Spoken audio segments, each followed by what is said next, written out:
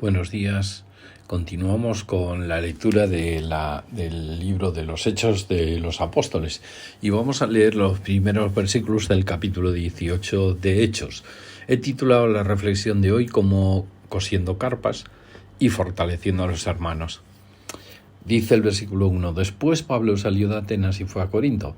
Allí conoció a un judío llamado Aquila, nacido en la región de Ponto, quien estaba recién llegado de Italia junto con su esposa Priscila. Habían salido de Italia cuando Claudio César deportó de Roma a todos los judíos. Pablo se quedó a vivir y a trabajar con ellos porque eran fabricantes de carpas igual que él.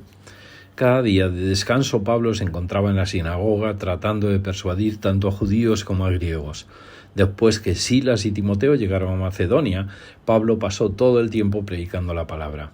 Testificaba a los judíos que Jesús era el Mesías, pero cuando ellos se opusieron y lo insultaron, Pablo se sacudió el polvo de su ropa y dijo: «La sangre vuestra o vuestra sangre esté sobre vuestras propias cabezas. Yo soy inocente. De ahora en adelante iré a predicar a los gentiles». Entonces salió de allí y fue a casa de Ticio Justo, un gentil que adoraba a Dios y que vivía al lado de la sinagoga. Crispo, el líder de la sinagoga, y todos los de su casa creyeron en el Señor. Muchos otros en Corinto también escucharon a Pablo, se convirtieron en creyentes y fueron bautizados. Una noche el Señor le habló a Pablo en una visión y le dijo: «No tengas miedo, habla con libertad, no te quedes callado, pues yo estoy contigo y nadie te atacará ni te hará daño, porque mucha gente de esta ciudad me pertenece». Así que Pablo se quedó allí 1 año y medio, enseñando la palabra de Dios. Cuando Galión llegó a ser gobernador de Acaya, unos judíos se levantaron contra Pablo y lo llevaron ante el gobernador para juzgarlo. Acusaron a Pablo de persuadir a la gente a adorar a Dios en formas contrarias a nuestra ley. Pero justo cuando Pablo comenzó a defenderse, Galión se dirigió a los acusadores de Pablo y dijo: «Escuchad, vosotros judíos, si aquí hubiera alguna fechoría o un delito grave, yo tendría una razón para aceptar el caso. Pero dado que es solo un asunto de palabras y nombres y de vuestra ley judía, resolvedlo vosotros mismos. Me niego a juzgar tales asuntos». Así que los expulsó de la corte. Entonces la multitud agarró a Sóstenes, el líder de la sinagoga, y lo golpeó allí mismo en la corte. Pero Galión no le dio a eso ninguna importancia. Después Pablo se quedó en Corinto un tiempo más. Luego se despidió de los hermanos y fue a Cencrea, que quedaba cerca. Allí se rapó la cabeza según la costumbre judía en señal de haber cumplido un voto. Después se embarcó hacia Siria y llevó a Priscila y Aquila con él. Primero se detuvieron en el puerto de Éfeso, donde Pablo dejó a los demás. Mientras estuvo en Éfeso, fue a la sinagoga para razonar con los judíos. Le pidieron que se quedara más tiempo, pero él se negó. Al irse, sin embargo, dijo: «Si Dios quiere, regresaré». Entonces zarpó de Éfeso. La siguiente parada fue en el puerto de Cesarea. De allí subió y visitó a la iglesia de Jerusalén y luego regresó a Antioquía.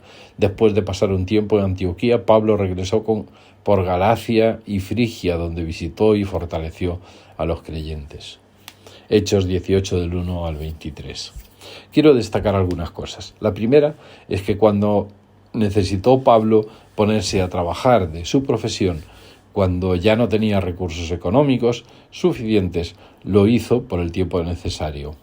No podemos ser carga los unos a los otros. Muchas veces nos volvemos dependientes de la ayuda de los demás cuando podemos hacer cosas para evitarlo.